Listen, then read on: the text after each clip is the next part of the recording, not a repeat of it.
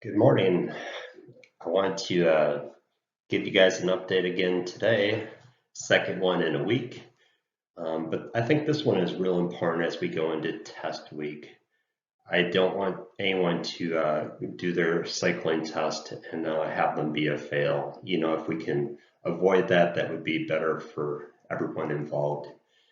So I'm going to take you through some slides relatively quickly just to nail down some of the important details. Obviously, like always, if you have questions, you can send them through email, Facebook Messenger, or you can text me on my phone. I never answer my phone with all the robocalls, so it's better to do it through text. So the first slide I have here is just kind of the business overview. We can skip that. The second one is just the idea that, we can ride indoors, but we want to make sure that we transition successfully to outdoors. So, the three things I have here: correct form, improves functional power. Yeah, we want to have good bike fit, and we want to build our resistance to fatigue and keep our form under fatigue. So the fitness improvement, of course, that's the plan, individualized, kind of put on hold for some of us without races coming up right now, but we'll keep progressing forward carefully and be race ready when the opportunity arises. Skill development's the big one though that we're hitting on today. So again, these tests can all be done inside, and especially if you're concerned that your skills on the bike outside are not where they need to be to do a full on effort. So again, the mind-body connection is so important in doing this cycling efficiently and safely. So I can't stress that enough, but I'm going to keep moving forward. So, when you're not well trained, it's a problem. But once you're trained well, you really can sort of start focusing on technique. And I believe all you guys are there. You're trained well enough to start riding outside and getting better technique. The idea of being smooth as fast, eliminating wasted energy, making sure you're not burning matches when you don't need to, manage your breathing, your exertion levels, trying to be air free. You don't get there overnight, but you can continually work on these so that race day you have it figured out. There's no surprises. There could be surprises, but at least you've controlled the controllables. The other thing that will come up eventually, I've made mention of that in the last presentation, is we'll have some triathlon practices before anyone's racing, from what I can see. I believe that we'll have practices in the month of May and the month of June, even in July probably. We tend to start with more of a sprint distance and get longer as we go. So good stuff is coming. Nothing really to add here other than get your bike squared away at this point. Don't worry about getting race tires on now unless you feel like you want to practice on race tires. You can pretty much run any tire you want to, but you should know how to change a flat. And if you don't, this is a good time to practice. And you should get a decent race tire if you're worried about going as fast as possible. You want it to be trustworthy, but you don't want to run a heavy, slow tire. It just drags you down if you're worried about minutes and seconds on your bike leg. So on to the testing. The first test that comes up for most everyone, again, I'm not scheduling these tests this week if you have a calendar that doesn't allow. But the idea is if it's allowed, I want to get the data. I think it's really important to measure our ability to do a sprint in a 1 minute. What power can we produce, and are we getting better, or do we have some training that's required? Again, this is not as important for triathletes, but you think about 1 minute power is up a very, very, very steep hill. And so the question might be, do you ever train on or race on anything that's got a max effort hill because it's so steep? And the answer is typically yes. So we want to measure that power, and we want to ensure that it needs to be at least adequate for what you do. And if it's not, we need to address that. So for this workout, you can do it again on the road or the trainer. It's actually a test. So you want to make sure you do the warm up. The instructions are here. You have a few fast pedal. That's just getting the legs spun up with zone 3 to start and working your way up to zone 4 and then zone 5. Those can be 1 minute each, and then there can be some recovery between. Then you want to zero your power meter. Again, with some of the latest pedal power meters, you don't have to. They have temperature compensation.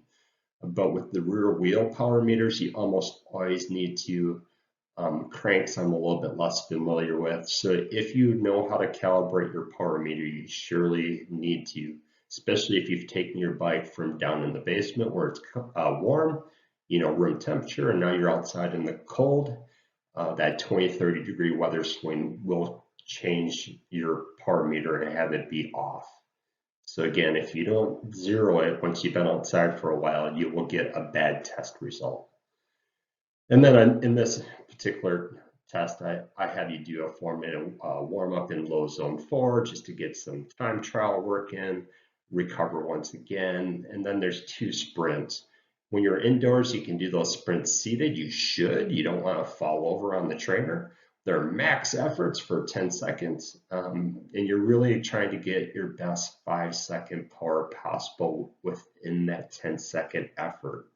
So again, we go by your best 5 second as a test. It takes about 10 seconds to get spun up and test, and then come off that high effort. So then we'll recover and we'll do one more of those. So there's 2 chances to get your best sprint. If you're on the road, you can do those standing, but again, make sure your technique is right. Practice before you try to do this effort.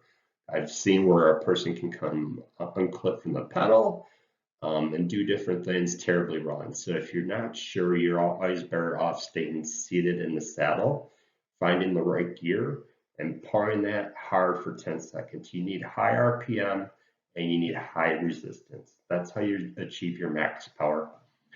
Then there's a recovery, a long recovery.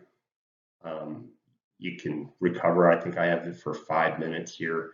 And then you're going to do a 1-minute time trial. Again, best effort for 1 minute. Don't go 55 seconds. Make sure you get 1 minute and 1 second. And don't let the numbers that are in this structured workout hold you back. They're just ideas of where you might be able to go, but you want to do your personal best. If you need to have some assistance with that, you can look at Training Peaks, or you can send me a message if you want to target, or you just go out and do the best you can. So that's the 1-minute test. This is the visual. It's a long warm-up, 3 fast pedals, another kind of easy ride where you zero your power meter for maybe a 5-minute segment there, and then you're doing that 4-minute low zone 4 time trial. That's just to complete the warm-up. Another 4 or 5 minutes, you can do a sprint. Another 5-10 minutes, you can do another sprint. Another 5-10 minutes, and you can do your 1-minute test. You don't need to rush this. If you're doing the structured workout in Ruby, it will have decent time gaps between your max efforts. If you're on the road, you can just pedal around easy until you feel like you're ready to go. Better off taking too long to recover than not long enough.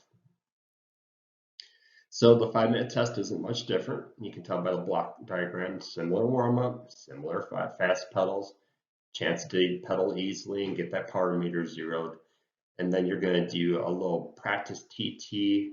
You're going to recover from that, and then you're going to do your 5-minute test, and then you're going to do a recovery after that test, just to get the lactic acid out of the muscles, because surely you're going to feel loaded up after the 5-minute test. And that's done on a different day, usually about 2 days after the first test. So again, the text-based instructions, low zone 2 warm-up, fast pedals, get a little harder with each fast pedal, some recovery between those, recovery, zero your power meter, the low zone 4 time trial, recover, and then your 5-minute test, and then recover. Pretty straightforward. And again, block diagram, kind of went through that specifically the first time through. And last but not least is the 20-minute test. Real similar, right? I like to have these things be consistent. Doing a block, just an easy pedaling to warm up, zone 2-ish. Fast pedals, a little bit more zone 2 with the calibration of your power meter. Here I have a 5-minute low zone 4 effort. You can kind of test your power just to see what feels right. So you're not going into the 20-minute in the dark.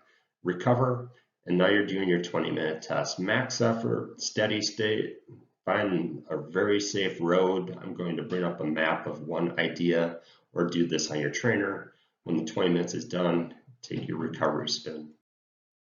So the description of the workout's the same. You can read through that. I won't read each block for you, but I think you get the drift. And last but not least, once you're done with that 20-minute, that's great, but you might decide that you don't want to do the structured workout. If you're on a smart trainer, you really can't, because the problem with the structured workout is it puts you at a preset percentage of your FTP. So the example would be the 20-minute test is going to put you at 105%. You might be stronger now. You might be at 110%, but the smart trainer is going to try to lock you in at 105%. That's a problem. You can hit the plus or minus in Ruby. You can change it while you're testing, but that's a pain in the butt. So for doing a smart trainer test, you're better off taking on a course. I have the 20K TT that's under Coffee King. You can search by author. You'll have that. What I find is that one's got a few too many hills. It creates a lot of shifting on your smart trainer. So it's not my favorite, but you can use it. It works okay. Or you can do a search in Ruby routes, and you can put in some of your, I guess your presets here. So distance, I got in between 40 and 70K. Should be an hour to hour and a half. I have the average grade, no more than 2%. And I have climbing no more than 84 meters. Comes up with 2 routes when I go into their flat category.